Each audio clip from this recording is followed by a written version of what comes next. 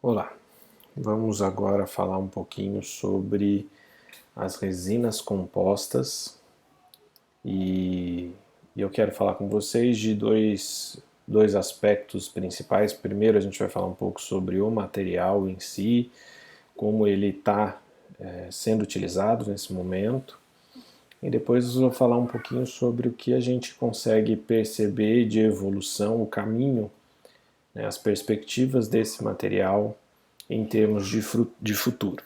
Tá? Mais uma vez, a grande parte da aula vocês vão encontrar no livro de materiais dentários, tá? A maior parte da aula vai estar lá.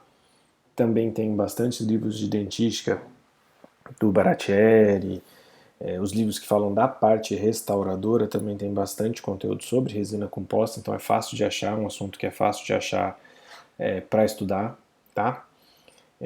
Alguns das coisas que se você não tem na sua cabeça, vale a pena voltar para ler um pouquinho sobre, ou para assistir de novo, a aula de propriedades dos materiais. São os termos que estão aqui do lado: tensão, deformação, um pouquinho sobre módulos de elasticidade, a diferença entre dúctil e friável, o que é um polímero, né? Sobre contração de polimerização, que é o que a gente vai falar hoje. Isso são coisas novas, tá? Fator C e o que é bulk fill. Então, isso são coisas novas, mas de dúctil, friável, polímero tem que lembrar lá da química, mas de dúctil e friável para cima, tentem ver se vocês conseguem se lembrar, ou se não conseguirem se lembrar, vamos reassistir a aula de propriedades dos materiais, tá? E a resina composta, ela é um material extremamente versátil e que veio numa excelente hora para a odontologia. E por que eu digo isso? Porque antigamente, quando a gente tinha um caso como esse, as nossas opções de restauração eram um material branco, e quando eu quero dizer branco, não é branco cor de dente, mas é branco, branco mesmo, que é um cimento, ou cimento de ionômero de vidro, que a gente podia usar, um cimento que na verdade era usado, era um cimento de silicato, chamado, que era o precursor do ionômero de vidro, que tinha uma coloração branca e não natural, né, como a gente tem hoje com as resinas compostas, ou colocar um metal, fazer uma restauração de amálgama, por exemplo, ou ainda desgastar o restante de dente que existe aí para fazer uma coroa de porcelana. Tá? A gente não tinha adesão, não tinha como colar alguma coisa nesse dente, então eu tinha que fazer um preparo muito mais agressivo, eu tinha que conseguir formas de fazer com que o meu material restaurador ficasse contido numa cavidade. Então, qual era a minha alternativa aqui?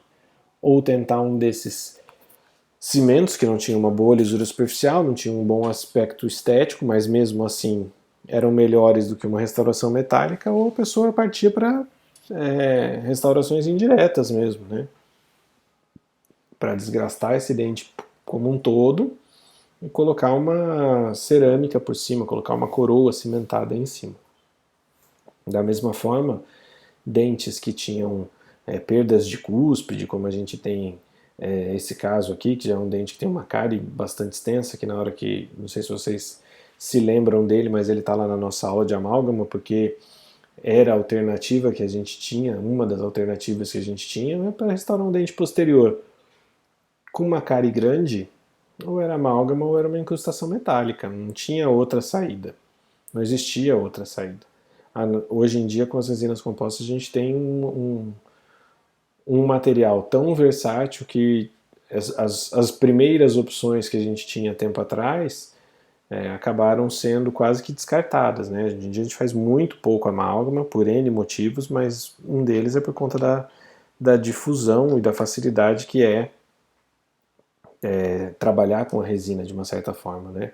Por mais que ela seja tecnicamente mais complicada de trabalhar do que o amálgama, ela normalmente a gente tende a gostar mais de trabalhar com a resina. É uma tendência que eu percebo especificamente de tempos para cá. Tá? E se alguém perguntasse para você seu paciente chegou, sentou na cadeira, você falou que ele vai ter que fazer uma restauração e que o material que você selecionou vai ser uma resina composta. E por isso, por N motivos. E de repente, o seu paciente perguntasse para você, mas doutor, tá bom, o senhor vai colocar isso, mas o que é uma resina? Como você explicaria isso para o seu paciente? É uma massinha branca que a gente vai colocar no seu dente? O que é uma resina? Aí o paciente que chegar num nível de pergunta desse, normalmente já deu uma pesquisadinha na internet, no Google, já deu uma olhadinha para lá e para cá, e ele quer, às vezes, muitas vezes, testar a gente mesmo, né? E a resina nada mais é do que o que? Se você for transformar isso de um jeito bem simplificado, a resina é um polímero. Tá? Então é um material feito à base de diversos monômeros que sofre uma polimerização e forma uma espécie de plástico, tá? De um jeito bem simplificado. É uma espécie de plástico, uma espécie de polímero, de acrílico, tá? Para deixar o paciente um pouquinho mais instruído a respeito, você pode dizer para ele que é basicamente isso, tá? E as resinas, elas são relativamente recentes, se a gente for pegar numa perspectiva histórica, elas foram patenteadas em 1962, tá? O que não significa que elas começaram a ser utilizadas a partir de 1962, não. Elas foram descobertas por um professor lá, um professor nos Estados Unidos, o professor Raphael Bowen, que descobriu, fez uma mistura lá e ele descobriu o monômero principal que dava, que permitia a criação dessas resinas compostas, tá? E veja, ó, se a gente pensar em 1962, a gente tem aí que as resinas elas são utilizadas há o quê? 40 anos para 2000, com mais 20, 60 anos, basicamente. Tá? É muito pouco tempo para você pensar em utilização de material restaurador se você for comparar com o amálgama que está lá desde 1889. Né? Então, se a gente for pegar em termos de comparação, a gente tem um material que é relativamente novo. Tá? E o que caracteriza uma resina composta? Uma resina composta é caracterizada pela sua composição. Uma resina composta ela tem toda resina composta. Ela vai ter essa mesma composição. O que vai variar são os tipos de cada um desses compostos que fazem a existência dessa resina. Então eu vou ter sempre uma matriz orgânica, tá? Uma carga, partículas de carga inorgânicas, um agente de união que vai fazer com que a matriz orgânica e a carga inorgânica conversem, tá? E um acelerador, um iniciador, que é o que faz com que ela polimerize. Ela inicia o processo de polimerização e faz com que ele ande um pouquinho mais rápido. Os monômeros normalmente estão presentes na matriz orgânica, tá? Junto com os diluentes. Então, os principais monômeros que a gente tem são o BGMA, que foi o original, descoberto lá pelo professor Bowen em 1962, e o UDMA. Eles têm alto peso molecular, uma viscosidade também bastante alta, e por conta disso, o poder de penetração é muito baixo. Tá? São muito viscosos. Então, seria muito difícil se a gente tivesse uma resina composta que fosse somente a base de BGMA ou UDMA para fazer uma restauração, porque a gente não conseguiria trabalhar com ela. A plasticidade na hora de trabalhar com ela seria muito complicado. Por isso, a gente tem na matriz orgânica também alguns diluentes. Tá? O mais comum utilizado é o TEG-DMA. O TEG-DMA ele vai deixar a minha resina com essa consistência de pasta, que é o que eu quero para poder trabalhar. Só que ele vai ter um problema, ele vai agir também na contração de polimerização. Tá? Então, se eu não balancear muito bem a quantidade de monômero e diluente, eu posso ter efeitos na contração de polimerização das resinas. E uma coisa que é para já saber, toda resina composta contrai. menos ou mais, mas ela contrai. Faz parte do fato de ser um polímero. Tá? Todo polímero, durante o processo de polimerização, contrai. E por que isso? Ele contrai porque quando eu tenho os monômeros, esses monômeros eles estão dispersos. Para que eles polimerizem, eles precisam se unir. Para se unir, eles precisam se aproximar, para que haja as ligações químicas aconteçam, para a polimerização acontecer, para formar o polímero. Sendo assim, eu tenho uma diminuição de volume. Tá? Então, já saibam que toda resina composta contrai.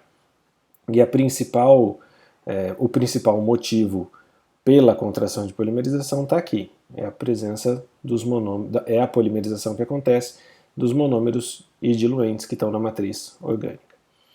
Só para conhecimento de causa, tá? Aqui tem o que é o BGMA, a molécula do BGMA, né? A estrutura dela, a estrutura do DMA e do tag DMA. Então dá para a gente ver que o tamanho dessas partículas é diferente, o tamanho dos monômeros é diferente. Né? Com relação à carga inorgânica, ela vai ser a presença, né, dentro dessa minha matriz orgânica de partículas de vidro, quartzo ou de sílica, de diferentes tamanhos, formas, quantidades. Isso vai caracterizar a resina composta, a gente vai ver mais para frente. Mas a ideia são partículas de vidro, quartzo ou sílica que vão ter tamanhos, formas e quantidades diferentes dentro da minha matriz orgânica. E por conta disso, por conta dessa presença da carga inorgânica, eu vou ter uma diminuição da absorção de água, porque eu tenho menos matriz, né? Quanto mais carga inorgânica eu tenho, menos matriz eu vou ter na minha resina composta. Sendo assim, reduz a contração de polimerização. Né? Diminui também o coeficiente de expansão térmico linear, que vocês lembram bem o que é, né? Se não lembrarem, a gente vai rever isso também.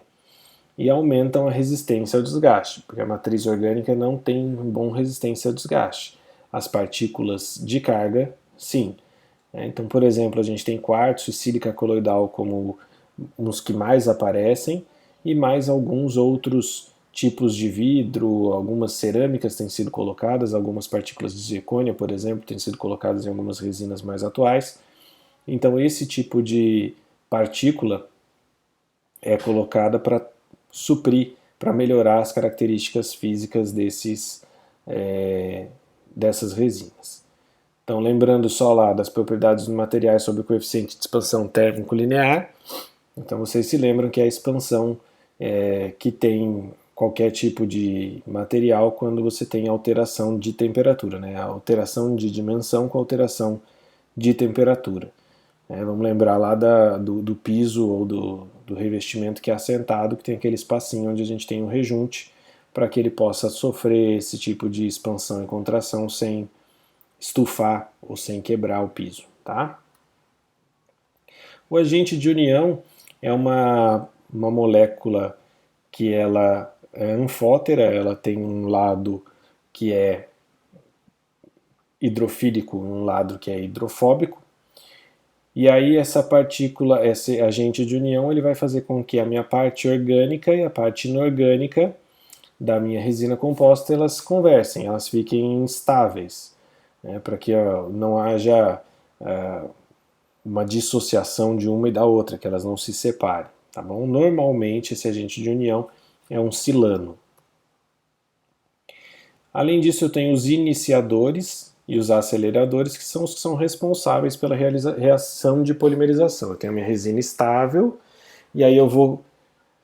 as resinas que a gente tem hoje, elas são fotopolimerizáveis, mas elas poderiam ser quimicamente polimerizáveis, como eram antigamente, que você tinha duas pastas, misturava e a reação de polimerização acontecia por conta do tempo.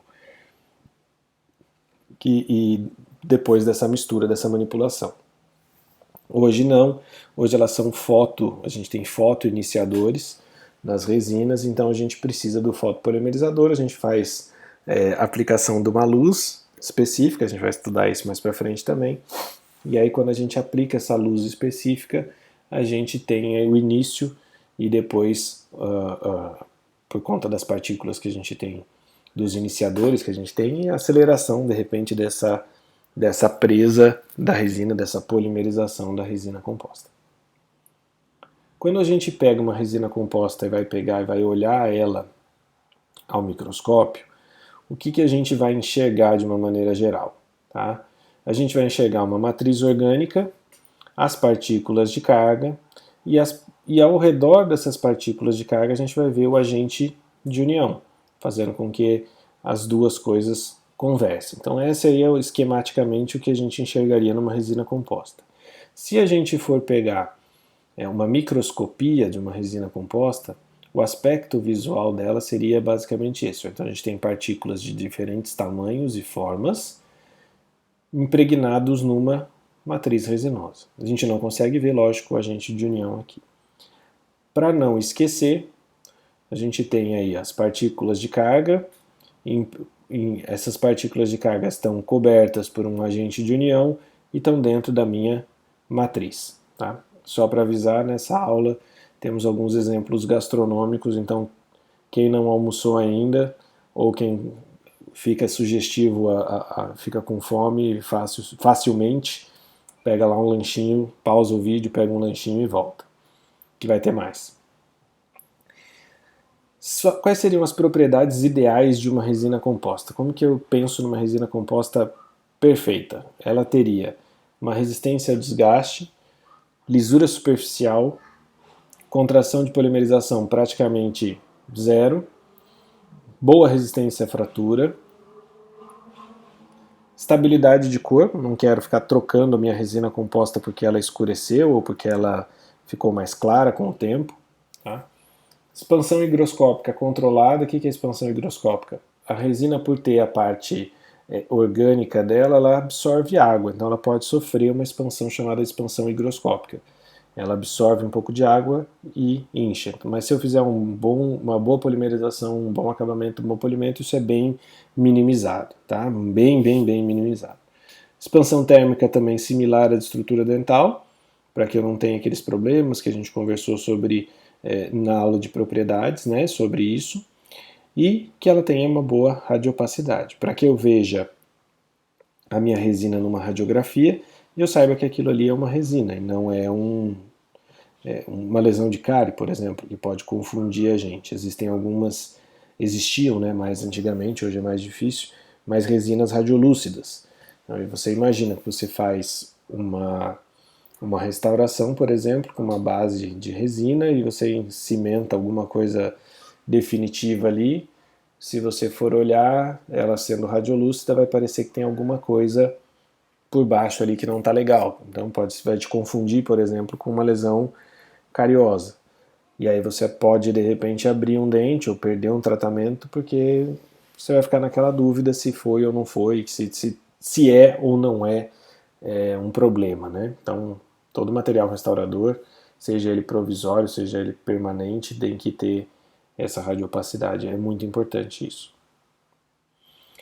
A gente pode classificar normalmente as resinas compostas em dois grandes grupos, tá? Por dois grandes prismas. O primeiro deles é quanto ao escoamento delas e o segundo deles é quanto ao tamanho das partículas de carga.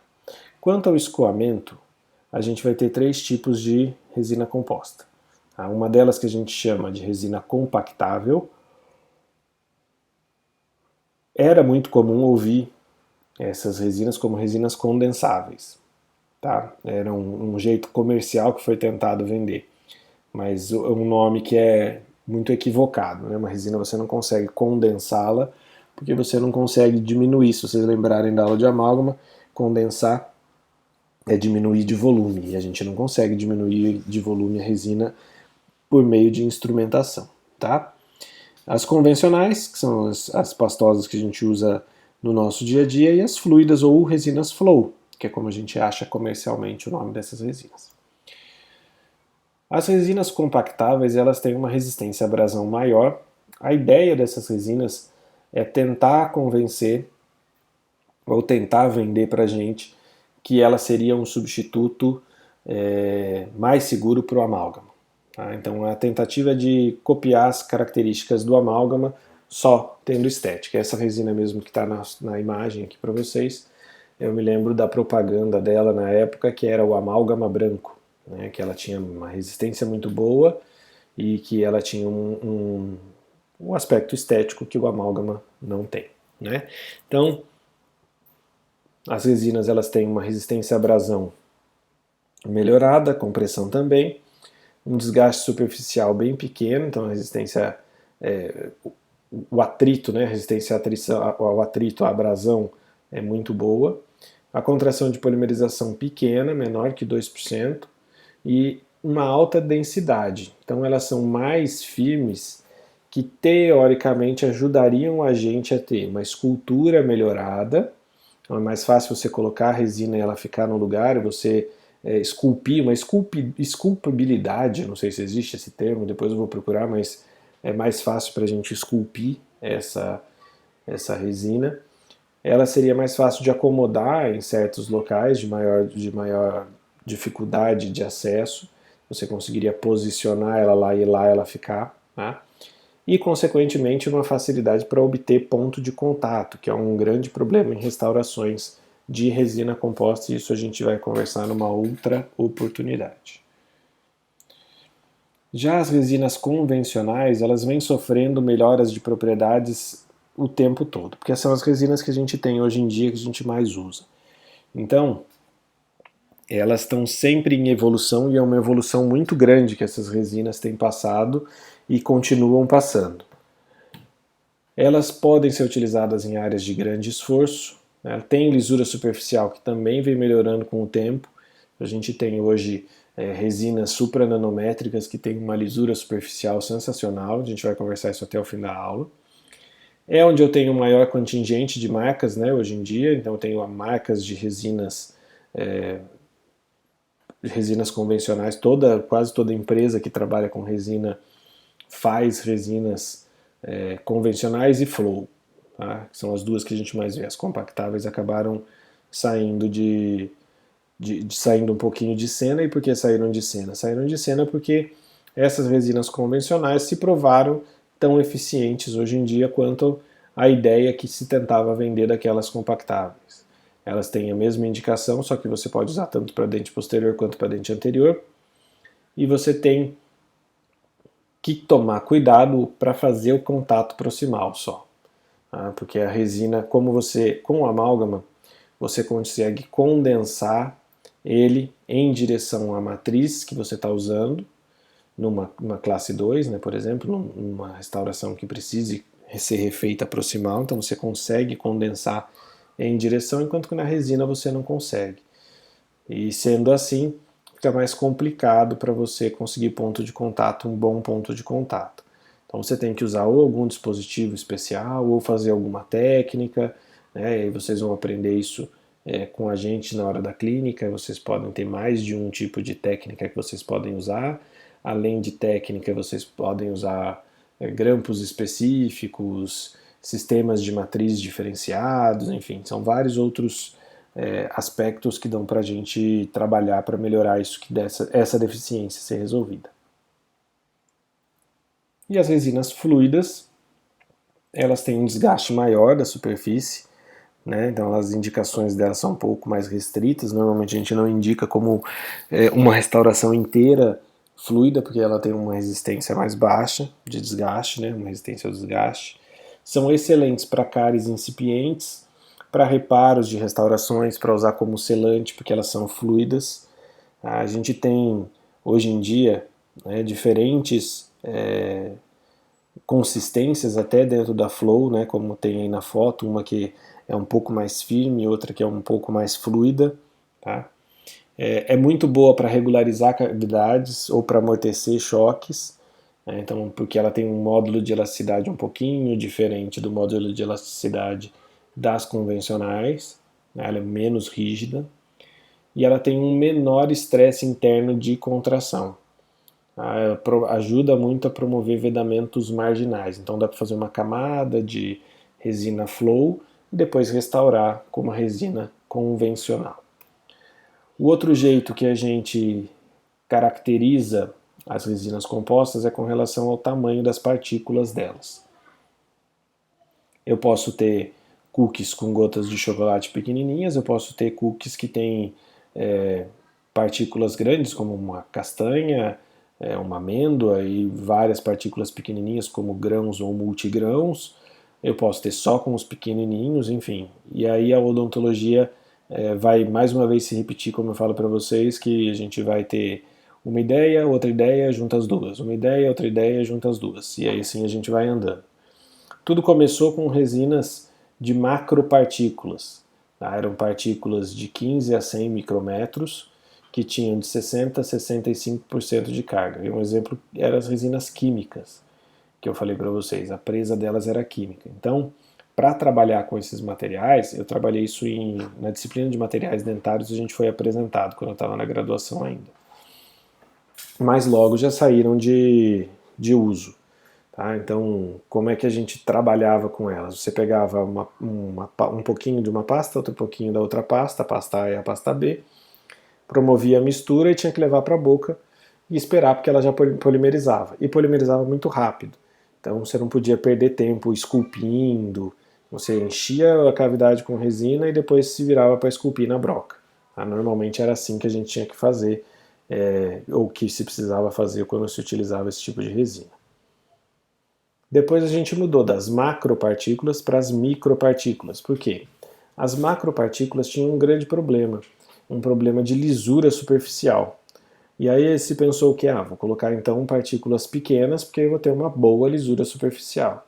E assim, a odontologia dividiu entre resinas de macropartículas sendo usadas para dentes posteriores, porque eu precisava de uma maior resistência, e micropartículas para dentes anteriores, porque eu precisava de uma maior lisura e uma menor resistência. Tá? As micropartículas ainda tem no mercado, tá? As macropartículas aquelas não existem mais no mercado, mas as micropartículas ainda tem, e ainda tem a sua indicação.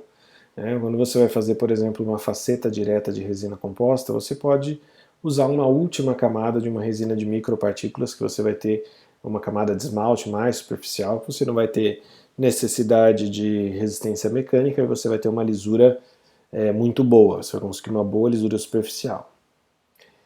Depois, como eu falei para vocês, a gente foi para mistura. Né? Peguei partículas das macro, das micro e misturei as duas. Eu tive as resinas que a gente chamou de resinas híbridas. Né? Então aqui eu tinha partículas dos dois tamanhos, uma porcentagem um pouco maior, porque eu podia pôr maior do que nas micro, né? Porque daí eu podia pôr um pouco mais de partículas. E é sempre essa porcentagem em volume, tá? Porcentagem de carga normalmente é em volume, tá bom? E aí eu conseguia fazer isso, consegui ter partículas maiores, partículas menores e fazer uma resina que em teoria seria boa para as duas coisas, mas ela acabou sendo intermediária. Como ela foi uma resina intermediária, se passou para uma próxima etapa. Qual foi a próxima etapa? A próxima etapa foi a que a gente usou até muito, muito pouco tempo atrás. Eram as resinas microhíbridas. Então eram as partículas menores, né, partículas não tão grandes como a das macro, mas também não tão pequenas quanto as micropartículas, mas com partículas intermediárias, alta porcentagem de carga, se chegou numa fórmula mais balanceada para ter resistência e lisura. Tá? Isso a gente usou até muito, muito pouco tempo atrás. A gente começou a mudar isso num panorama mais recente, em torno aí de talvez 10 anos, se muito, para uma migração para resinas da próxima geração que a gente vai falar. Tá? Mas ainda tem muitas dessas no mercado e poderia ser utilizado sem problema nenhum ainda. A gente só migrou porque a gente gosta também de uma boa moda, tá? E aí a gente entrou no universo da nanotecnologia para odontologia. Então a gente começou a ter a primeira resina de nanopartículas, que foi a resina Z350. E ainda é uma resina exclusividade da 3M, por questões de patente, de nanotecnologia. Então a gente não tem uma resina que seja identificada como resina de nanopartículas que não seja não seja dentro do espectro de resinas da 3M. Tá? Mas, como o mercado não podia ficar para trás, o que eles lançaram? Em vez de chamar de resinas de nanopartículas, eles criaram as resinas nanohíbridas. Então, a grande, imensa maioria de resinas que a gente tem no mercado hoje são as resinas nanohíbridas. Tá? Então, partículas pequenas, não utilizando uma nomenclatura só dentro da escala nanométrica, mas que tem basicamente a mesma funcionabilidade, as mesmas propriedades, mesmas indicações das resinas de nanopartículas. As resinas de nanopartículas elas têm propriedades mecânicas tão boas ou iguais às das híbridas, e quando eu estiver lendo nanopartículas, você já pode pôr na sua cabeça que tem nanohíbrida no meio, em termos de propriedades são muito similares, tá?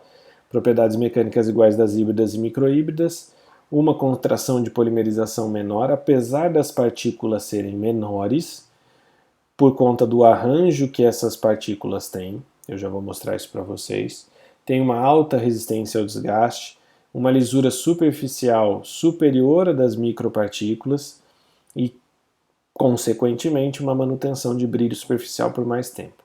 Então, se a gente parar para pensar, as resinas de nanopartículas, se a gente pensar só em nanopartícula, por que a nanopartícula funciona e a micropartícula não funcionou? Tá? A diferença está na tecnologia envolvida para a obtenção dessas nanopartículas. Como funciona?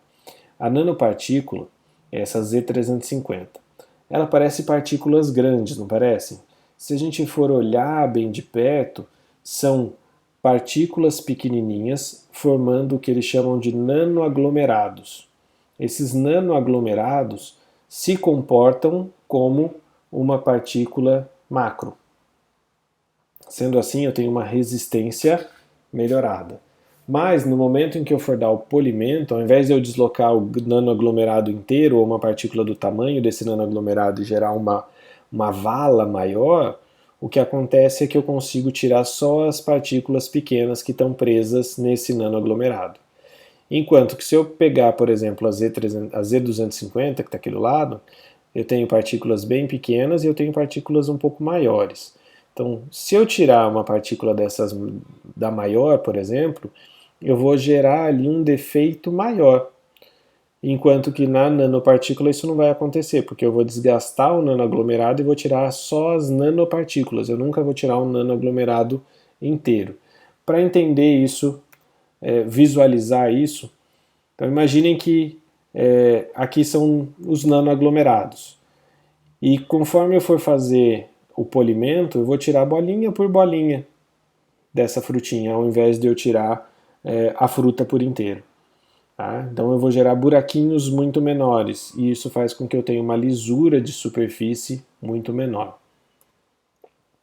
E só para vocês terem uma noção do tamanho de uma nanopartícula, tá? Uma nanopartícula está para o tamanho de uma bola de futebol, assim como uma bola de futebol está para o tamanho do planeta Terra. Tá? Então é bem pequena mesmo. Tá? Quais são as principais vantagens de a gente usar uma resina composta? Primeira coisa que a gente pensa sempre é a estética. Né? Por isso que quando eu pergunto vantagens, eu já pergunto na prova para vocês vantagens além da estética. Tá? É o material mais estético que a gente tem direto, ainda mais com essas evoluções que a gente tem de materiais que permitem uma lisura superficial melhor, uma variedade de cores maior, para caracterizar melhor as estruturas. Ela permite que eu preserve mais estrutura dental. O preparo cavitário para uma restauração de resina é só remoção de tecido cariado. Eu não preciso pensar em trabalhar em convergência de paredes de preparo, eu não preciso pensar em remover profundidade mais ou menos por conta de espessura de material. A resina composta ela se comporta bem e ela tem adesividade, então eu não preciso trabalhar em cima disso. É um material que é radiopaco, tá? Ele reforça a estrutura remanescente porque ele forma, por conta da adesão, ele forma um corpo único novamente. Então se eu tiver, por exemplo, uma um dente que só tem a face vestibular, só tem a face lingual praticamente, eu coloco a resina, ela vai grudar novamente a lingual com a vestibular. Então ele vai eliminar um possível movimento que possa acontecer dessas cúspides.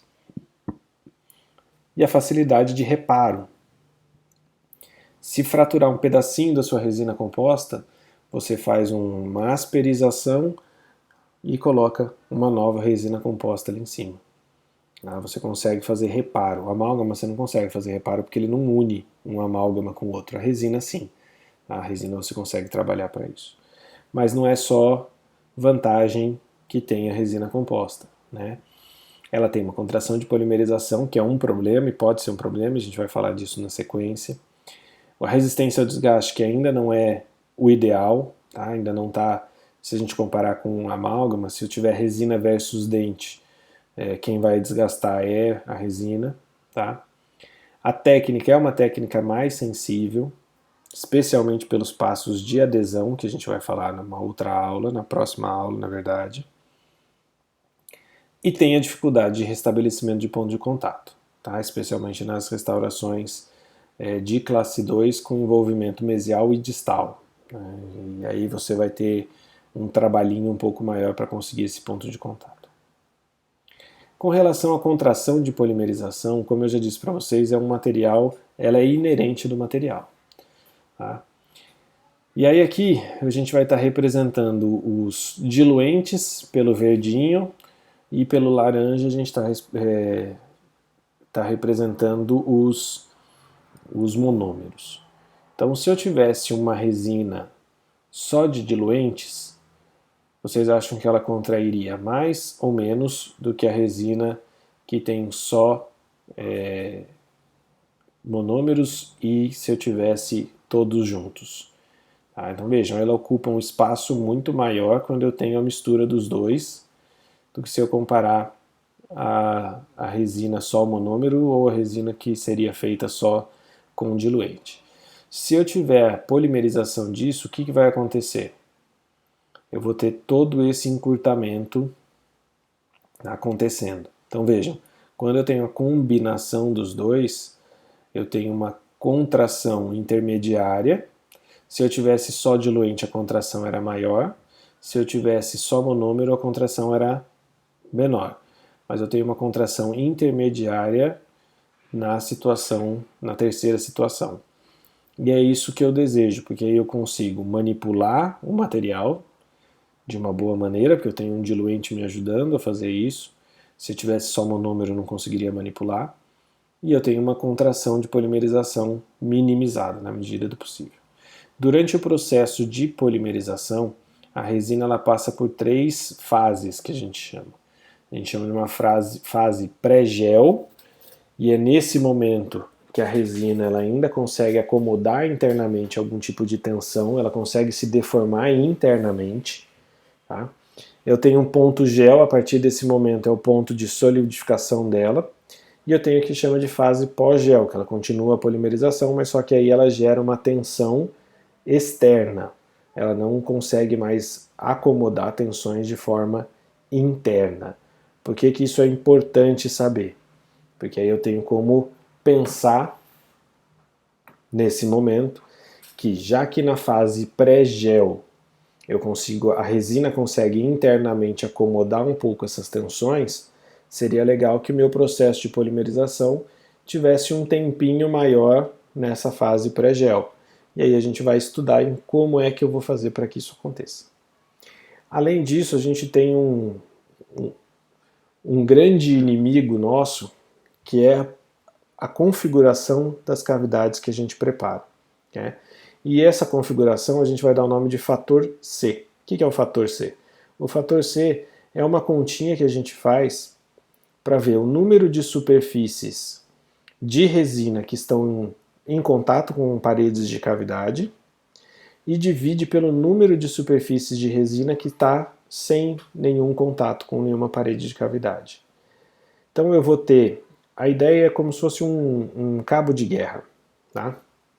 Então se eu pensar aqui, nesse caso por exemplo, é que eu tenho uma cavidade oclusal, né, estritamente oclusal, e aí eu vou ter se eu colocar uma resina ali, né, vamos pensar que eu vou preencher essa cavidade toda com resina de uma vez só. Eu vou ter uma parede vestibular, uma parede lingual, uma parede proximal, outra parede proximal, mais uma parede na pulpar, que vão estar aderidas em resina. E eu vou ter só a parede que está para oclusal, que não está aderida nessa resina. Sendo assim, eu tenho 4 paredes puxando, né, sofrendo tensão de contração, sofrendo com a tensão de contração, e uma parede só podendo deformar. Então, quanto maior for essa minha conta, né, quanto maior for esse número do fator C, pior é a contração de polimerização para mim. Então, como é que a gente faz para contornar isso? A gente engana a resina composta.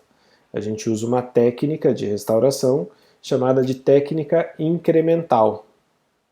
Nessa técnica incremental, a gente faz, por exemplo, aqui no número 1, a gente tem um incremento de resina. Esse um incremento de resina vai ter 2 paredes aderidas, que é a parede da lingual e a parede da pulpar ali, por exemplo, né? E aí com essas 2 paredes aderidas com uma livre. Então eu vou diminuindo bastante o meu fator C. Tá? Eu estou enganando ali a minha resina e transformando como se fossem em cavidadezinhas mais com um fator C melhor, né? Melhor para eu poder trabalhar. Tá? Outro jeito é usar uma técnica de polimerização que aumente o tempo da fase pré-gel. Quais são essas técnicas? Ou a técnica chamada soft start ou pulso tardio. Como funciona isso? Os polimerizadores normalmente já têm esse programa, né, neles. O soft start ou rampa, né, que vocês podem encontrar também na literatura, é quando você liga o fotopolimerizador, a intensidade de luz é pequena e ela vai aumentando com o tempo. O pulso tardio é quando vocês acham que o fotopolimerizador deu problema, que está acabando a pilha, que ele fica piscando. É normal, sempre tem essa pergunta para a gente na clínica ou no laboratório. Né? Ele dá um pulso de luz, para, outro pulso de luz, para, outro pulso de luz, para. Não significa que estragou, significa que ele está aumentando a fase pré-gel da sua resina composta. E por que isso é tão importante assim saber sobre essa contração de polimerização? Quando eu coloco uma luz, incide uma luz, a minha resina ela vai contrair. E eu vou ter uma interface adesiva com a minha resina com o esmalte a dentina. Se a minha contração for maior do que a minha resistência adesiva, eu posso ter uma ruptura da interface adesiva e, consequentemente, ou minha restauração pode se deslocar, ou eu posso ter um problema de infiltração, de microinfiltração por conta e cárie recorrente por conta dessa falha de interface adesiva. Um tipo de resina específico que eu quero conversar com vocês, para que vocês saibam da existência dele, é uma resina chamada bulk fill. Bulk fill vem da técnica de ser utilizada, né? A técnica que ela é empregada. E qual é essa técnica empregada? São resinas que podem ser utilizadas num incremento único. Ah, mas elas não sofrem contração de polimerização, professor? Você acabou de ensinar, acabou de falar sobre a necessidade de fazer técnica incremental, e agora o senhor me mostra uma resina que pode pôr no incremento único. Então, essas resinas elas têm uma tecnologia diferenciada para gerar menor estresse de tensão de polimerização. Tá? Eu não tive uma explicação ainda 100% das empresas sobre como é. A ideia é que existe uma substância, e cada uma das empresas tem a sua, né, específica lá, que quando as cadeias de polímero vão começando a se formar e vai começando a gerar tensão, vem essa substância específica e quebra esse polímero, entra ali e substitui ali, faz uma substituição num pedacinho e gera um relaxamento dessa tensão. Então, esse foi a explicação que eu tive, sem nada muito técnico até agora também. Tá? Mas é uma coisa relativamente nova, não tem 5 anos, nem 5 anos eu acho que tem uma Bookfill funciona. As Bookfills estão aí no mercado mais assim disponíveis. Você pode fazer um incremento de até 5 milímetros. Na técnica incremental, eu esqueci de falar, são 2 milímetros no máximo, tá? Você tem que polimerizar por 10 segundos cada face, tá? Por cada face. Qual é o problema da resina Bookfill? A resina Bookfill, para que eu possa polimerizar ela, esses 5 milímetros, ela tem que ter um pouco mais de translucidez para permitir que a luz passe até lá. Então ela tem normalmente uma coloração mais acinzentada, que ela é um pouco mais translúcida, na verdade. Tá? Como técnica restauradora, a gente pode fazer a técnica bulk, de incremento único mesmo, uma resina só, coloca ela lá, 5 milímetros, esculpe, polimeriza, está feita.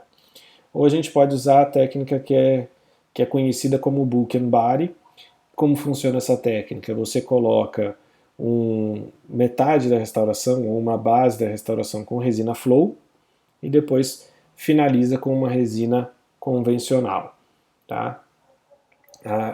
E aí pode ser ou convencional, falando em termos de consistência, né? Então você põe flow e termina com uma convencional bulk também, ou pode ser com uma convencional sem ser bulk mesmo, para você ter um aspecto visual estético melhor. Então você preenche uma boa parte da cavidade com a bulk, para que você tenha agilidade, né, no seu trabalho, você ganhe tempo, e depois você faz só uma última camada usando a resina de esmalte, de dentina, que consiga fazer um aspecto maior de naturalidade sem essa cara de dente acinzentado que eu falei para vocês por conta da translucidez que tem a resina Book. Quais são os cuidados que eu tenho que ter? Primeiro, com a polimerização, meu fotopolimerizador tem que ter uma boa potência, e além de uma boa potência, eu tenho que medir isso, né, com certa frequência, para que eu tenha profundidade de polimerização dessa resina. Tem que tomar cuidado pela translucidez que ela tem, como eu falei para vocês. E por que eu tenho que tomar cuidado com a translucidez dessa resina? Tem que tomar cuidado porque a minha resina muito translúcida, dependendo de onde eu fizer a restauração, o paciente vai ficar esteticamente insatisfeito, tá? E eu tenho que tomar muito, mas muito cuidado com a adaptação de matriz e cunha, tá? Porque se eu tiver uma classe 2, se eu tiver um comprometimento de proximal, eu vou preencher de repente, usar a técnica de usar resina flow. Se eu não tiver adaptado muito bem, a resina flow ela vai escorrer tudo para o suco gengival. E aí depois para tirar, meu amigo, é só na broca e rezando para Deus para não dar um problema maior. Mais recentemente a gente tem umas resinas que foram lançadas por uma empresa chamada Tokuyama. Essas resinas elas são classificadas como resinas suprananométricas. Eu tenho resinas de partículas de tamanho de 100 a 300 nanômetros, e elas são... Qual é o diferencial dessas partículas? Elas são geradas de uma maneira diferente, tá? E elas têm um formato esférico. E essas partículas têm o que eles chamam de efeito camaleão, por conta de difração da luz e por elas serem partículas de vidro esféricas, elas conseguem mascarar um pouquinho da diferença de cor entre dente e resina, se por acaso existir. Ela meio que, entre aspas, puxa a cor do dente, né? Assim que eu já ouvi algumas vezes. A ideia é mais ou menos essa. Tá? Elas têm propriedades muito boas, sensacionais, são excelentes materiais, tá? Tem desgaste muito baixo, tem desgaste do dente antagonista muito baixo, e um brilho superficial sensacional, e realmente tem um polimento muito bom mesmo, tá? A partícula deles é patenteada também, o jeito de conseguir a partícula é através de um núcleo e por deposição de átomos, é um pouquinho diferente do que é o tradicional, que é por moagem de pedaços de quartzo, enfim, esse tipo de trabalho é um pouquinho diferente, tá? E o exemplo comercial, tem dois exemplos comerciais, uma que é um pouquinho mais em conta financeiramente falando, que tem essa tecnologia, que é a Palfic LX5, que é um excelente material, tá? Uma resina sensacional e que tem um custo bom, não é a mais barata do mercado, longe disso, também não é o posicionamento da empresa de ser o mais barato do mercado. O posicionamento da empresa é um produto premium mesmo, né? É uma excelente resina e que eu recomendo sempre que você tenha, se você for trabalhar com restaurações estéticas, que você tenha essa resina como uma arma para fazer uma última camada de resina para substituir esmalte, por exemplo. Tá? E a outra resina, e essa sim é um pouquinho mais salgadinho o preço, e que teve participação de um brasileiro na criação dela, inclusive, o professor Newton Fall. Né? Então a gente tem essa Stellite Ômega que custa em torno de R$ 400 cada um desses tubinhos. Tá? Ela é sensacional também, e aí você tem que só professor, mas qual eu escolho? Aí você vai ter que pesar qual é o seu público, como é que é o funcionamento, teu custo e tudo mais. Não vou muito mais longe nisso não, tá? Mas vocês que vão acabar descobrindo qual delas que vocês se adaptam melhor, qual vocês gostam mais de trabalhar. Comercialmente a gente tem as resinas, eu vou classificar elas assim, entre sistemas Vita e não Vita. Vita, por que a gente chama sistema Vita e sistema não Vita? A Vita é uma escala de cores de dente clássica, que vai do A1, A2, A3, A3,5, B1, B2 e por aí vai, tá? Que tem cores para cerâmica, na verdade. E aí isso foi adaptado para as resinas e hoje em dia a gente usa essa escala como uma base para seleção de cores. Não é normalmente como a gente seleciona as cores, não é o único jeito de selecionar cores, mas é um jeito que pode ajudar para quem especialmente está começando. Tá? As resinas normalmente vocês vão encontrá-las como resina de esmalte, aí vai ter um Ezinho junto, né? Vai ser EA1, por exemplo, é a resina de esmalte, cor A1. As de dentina, e aí você tem opacidades diferentes, você vai ter uma resina de dentina, e alguns sistemas têm resina que eles chamam de resina de corpo. O que é uma resina de corpo? É uma resina que está entre a opacidade da dentina e do esmalte, é uma resina intermediária. Tá? Então você tem resina de dentina, vai estar lá D, A1, A2, A3 ou qualquer coisa assim, e a de corpo que normalmente vai ser B, de Bari, né? Vai ser lá o B1, B2, B, A1, B, A2 e por aí vai. Tá? E tem as resinas de efeito. O que são as resinas de efeito? São resinas translúcidas, resinas com efeito de opalescência, por exemplo, resinas mais opacificadoras e por aí vai. Tá? Então são resinas de efeito que a gente chama. E ali vocês estão vendo, esse aqui é um exemplo comercial da Forma, tá? Acho que uma das resinas de melhor custo-benefício que tem no mercado hoje em dia, um excelente material. Não ganho nada da Ultradent, tá? Para deixar bem claro. Não ganho nada de nenhuma empresa, para deixar bem claro, para falar bem ou mal do material, tá? Mas é um ótimo, eu achei uma resina boa de trabalhar e com um bom custo-benefício. Um sistema que acaba sendo fácil para aprender. Eu gosto de trabalhar com ela, mas não é a única que eu gosto, tá? Não é a única resina que eu trabalho, não. Mas eu gosto bastante dessa resina. E ela tem também a opção de dentes clareados, tá vendo? Então, muitas vezes o dente clareado ele foge da escala Vita tradicional. Ele fica um pouquinho mais branco ou mais claro do que a escala Vita tradicional. Não é esses dentes, não tá, nem chega perto desses dentes cor de vaso sanitário que a gente vê por aí também, tá? Isso aí tem, não tem nesse sistema especificamente não, mas tem alguns sistemas que tem BL0, BL1, por aí vai, que é o nome da cor, tá? Que é um branco bem branco mesmo, tá? O sistema não Vita, o que é o sistema não Vita? É um sistema que não segue essa distribuição de cor. Tá? Ele divide as resinas dele em resina de efeito, resina de saturações diferentes e de opacidades diferentes. Tá? Então, por exemplo, esse aqui é um sistema chamado Essentia da GC que não segue esse sistema. Como ele tem as cores? Então você tem lá o LD, que é uma dentina clara, light dentin. Você tem o MD, que é uma dentina média, e o DD, que é uma dark dentin, que é uma dentina escura.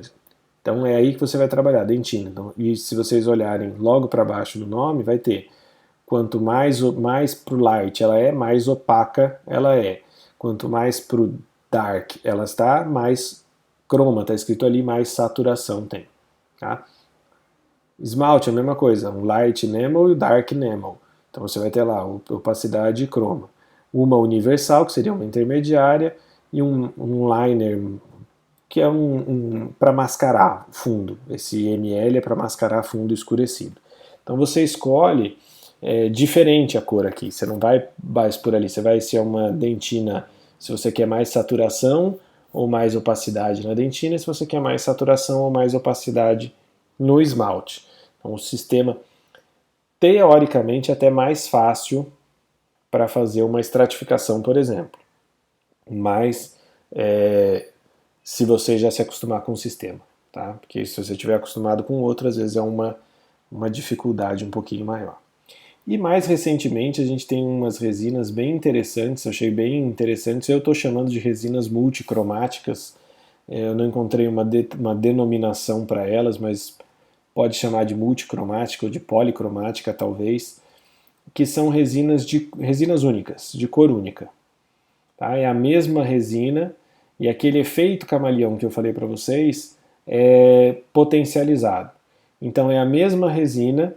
Então, se vocês olharem ali aqui tem um método de utilização, um dos exemplos comerciais, essa Palfic Omnichroma.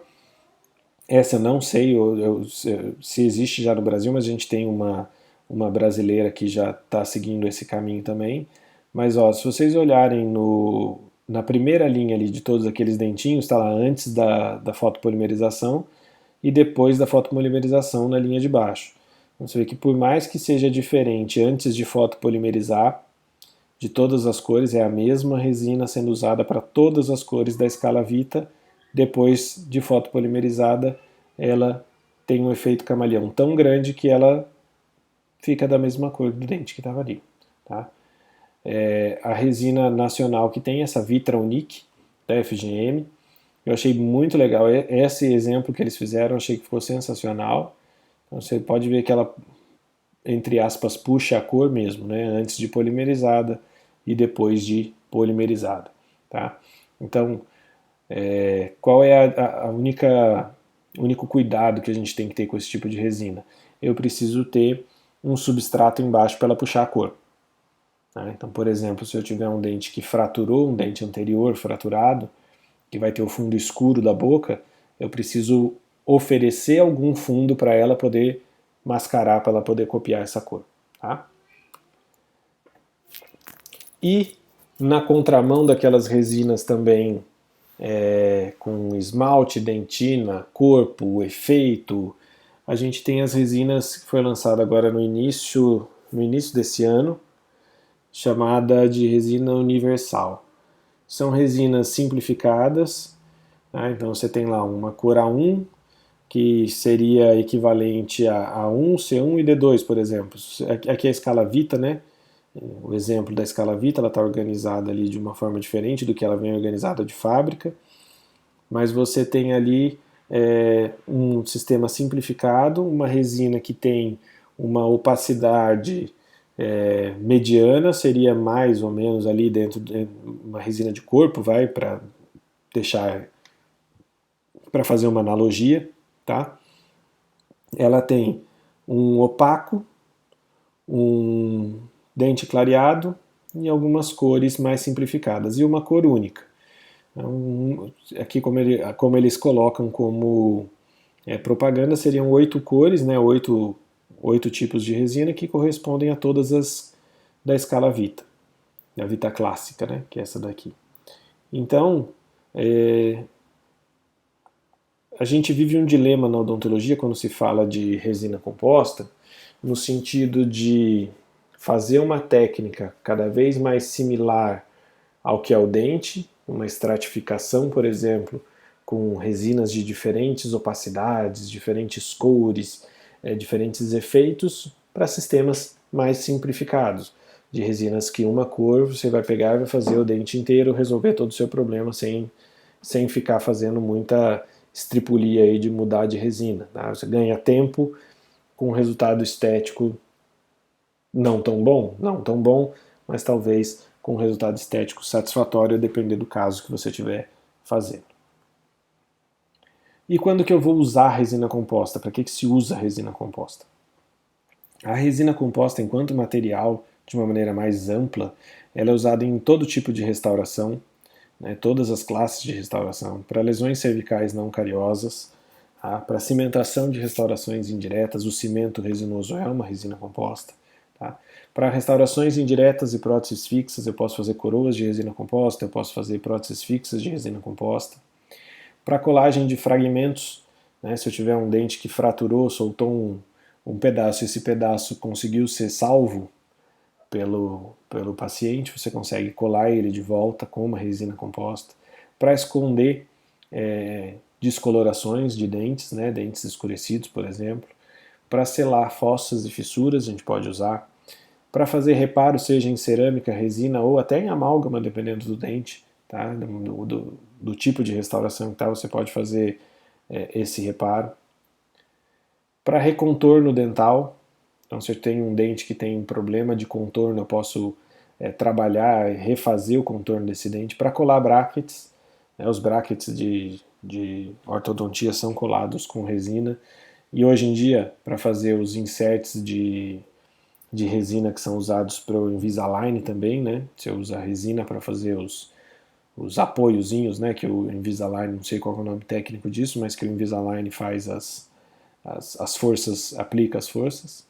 Para fechamento de diastemas, por exemplo, e também para selamento apical em restauração, em dentes que você fez tratamento endodôntico e às vezes você precisa fazer uma cirurgia para endodôntica. Aí você precisa vedar o ápice do conduto, você vai lá e veda com resina também, pode ser feito isso. Então, para fazer um resumo das indicações, se eu tivesse que escolher duas resinas para ter, dois tipos de resina para ter no meu consultório, na minha prateleira lá, eu vou querer a nanopartícula e a nanohíbrida, porque elas têm as melhores propriedades físico-mecânicas, têm o melhor polimento e têm indicação para praticamente todos os tipos de restauração. Tá? Vou mostrar alguns casos clínicos para vocês de utilização de restaurações de resina especificamente, e aí a gente já finaliza. Primeiro eu vou mostrar uma restauração de classe 3, vocês já vão saber todas as classes já, a Flávia em breve já está pondo aula para vocês disso também, já deve estar chegando a época disso, mas classe 3 são restaurações que tem nas faces proximais dos dentes anteriores. Tá? Então se a gente olhar aqui, a gente tem uma restauração já bem marcada, com deficiente, né? A gente vê a coloração está diferente, tem um degrau entre ela e dente, então ela já está desadaptada e a gente precisa fazer essa substituição. Então a gente remove a restauração, sempre com refrigeração, alta rotação, ponta diamantada. Aqui a confecção de um bisel, toda vez que a gente vai fazer uma restauração anterior, isso eu vou mostrar para vocês mais na clínica também, no laboratório, perdão, isso melhor, mas a gente faz um bisel para melhorar a adaptação dessa restauração e a estética também. Condicionamento ácido, isso aí já a gente vai ter aula disso, tá? Ácido em esmalte, ácido em dentina. lavagem, secagem, aplicação de sistema adesivo, e aí a gente vai fazer a estratificação. Como que é a estratificação? A gente coloca uma resina de esmalte lá atrás, como se fosse esmalte para substituir esmalte, uma resina de dentina fazendo a parte da dentina e depois uma resina de esmalte fazendo a parte de esmalte. Tá, ó, finalizando, colocando os insertos de resina, né, sempre usando 2 milímetros de resina, quantidade, para minimizar a contração de polimerização. Fácil acabamento, né, remoção de excessos, acabamento dessa resina. Né, o polimento também, né, a gente vai diminuindo, a gente vai ter uma aula de acabamento e polimento, vai mais diminuindo a granulação desses discos de lixa que a gente usa. Tá? E aqui como a paciente iniciou o tratamento e como finalizou aquela resina, né, como a gente trocou, quando a gente terminou, ao final, né, depois de acabado e polido, como finalizou aquela resina composta. Classe 4, quando a gente tem a proximal e o ângulo incisal envolvidos, né, com o envolvimento de algum ângulo incisal. Então é aquele caso lá do início da aula que eu mostrei para vocês, que vocês já viram, tá? Então restauração deficiente, dente com uma cavidade bem profunda. Então foi feita toda a remoção do tecido cariado, a limpeza, a remoção da restauração antiga, proteção do complexo dentino-pulpar, né, a confecção ali do bisel, né, ó, proteção do complexo dentino-pulpar, condicionamento com ácido, lavagem, secagem, adesivo, e aqui a estratificação de novo. Ó. Aqui é um caso um pouquinho mais complexo do que aquele, né? Então, ó, uma camada de esmalte lá no fundo, depois uma camada de dentina, uma camada intermediária. O primeiro foi uma camada de dentina lá no fundo, depois a gente fez uma camada de resina de corpo, porque é um volume muito grande, e por fim uma outra camada de resina de esmalte, depois de acabado e polido. Tá?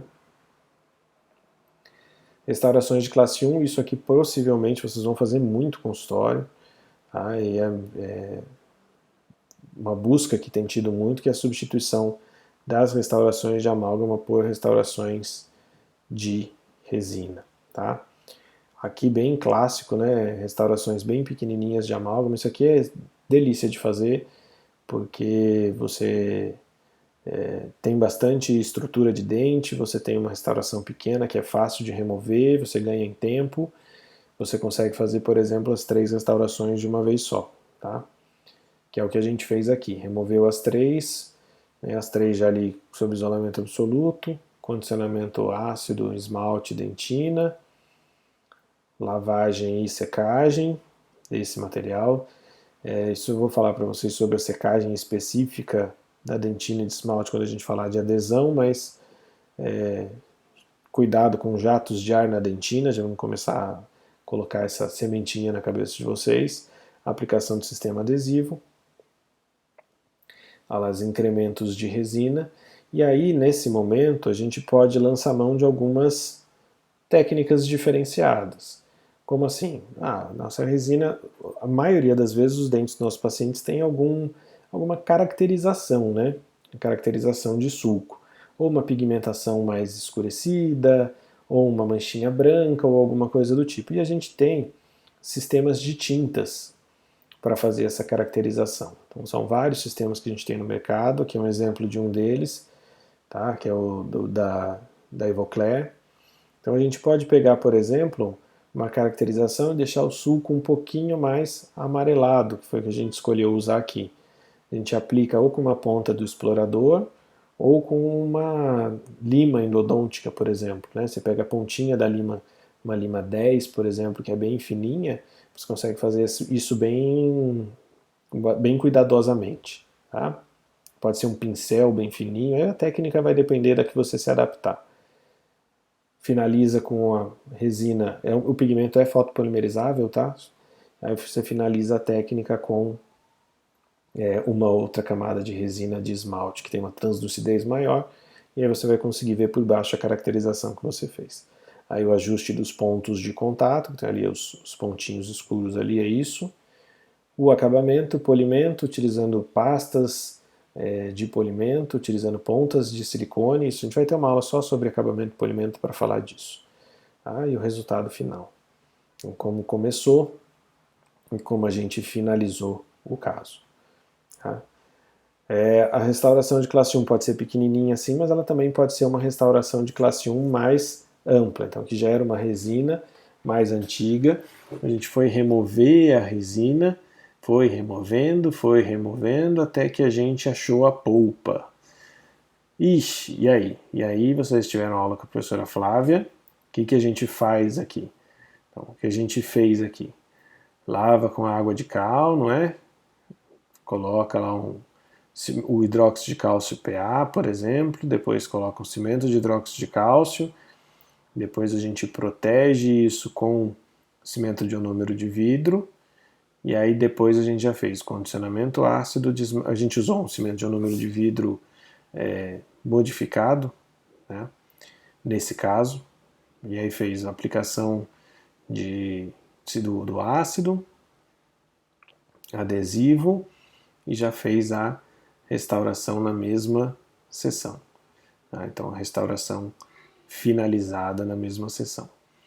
Aí a checagem dos contatos oclusais, refinamento de escultura, acabamento, polimento da restauração, resultado final.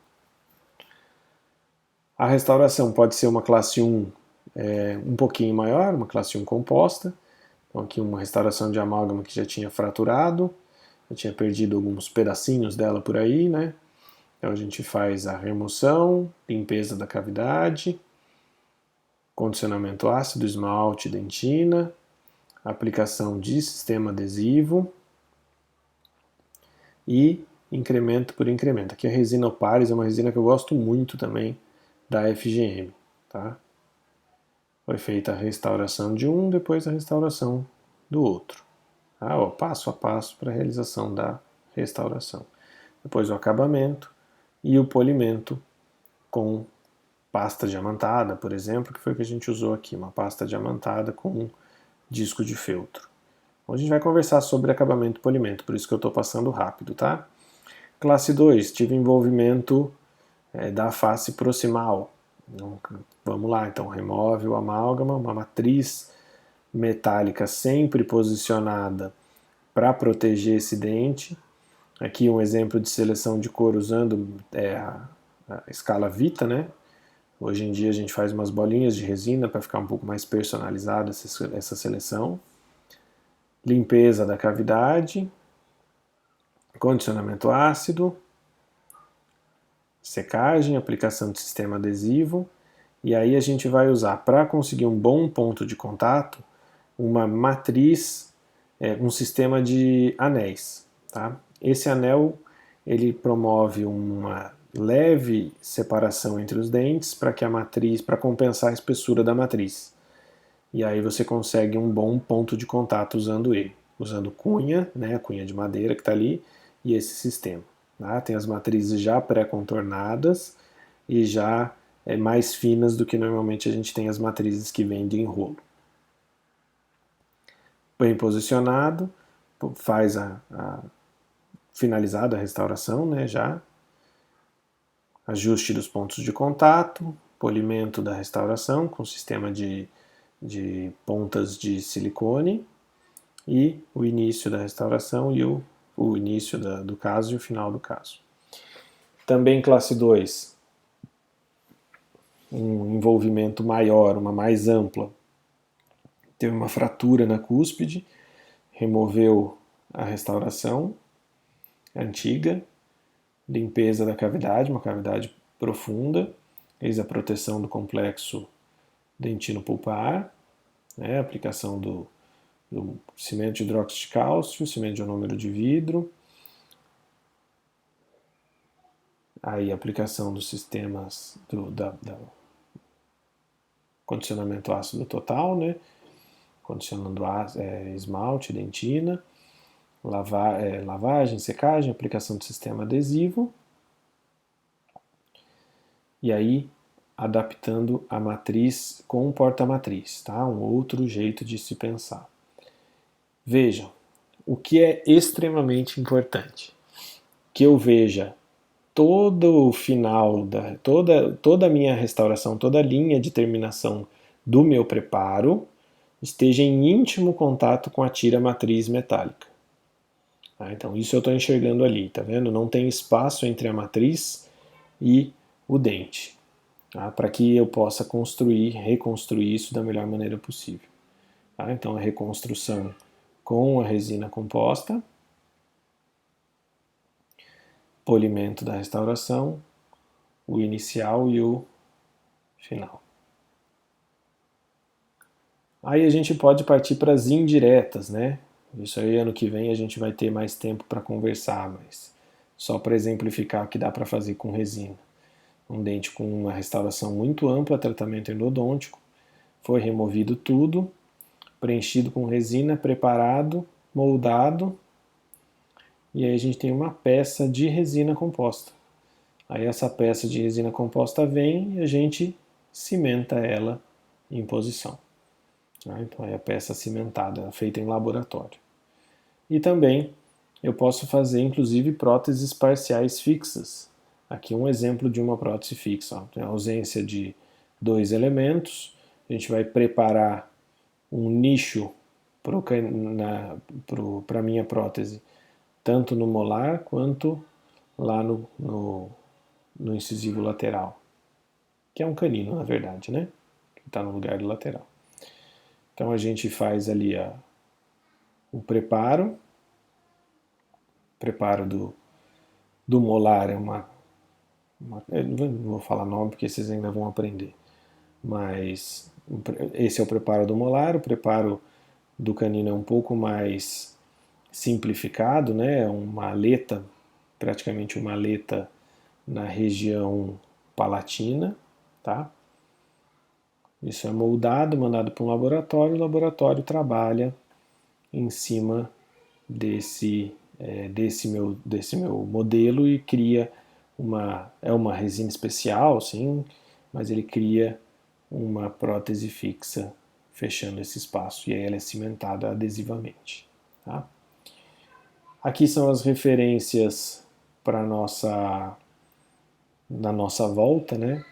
O restante está lá para vocês irem lendo conforme as coisas forem acontecendo. Mais uma vez, obrigado pela atenção de vocês. Espero que estejam se cuidando e em breve a gente se reencontre aí para as atividades presenciais. Certo? Um abraço e até mais.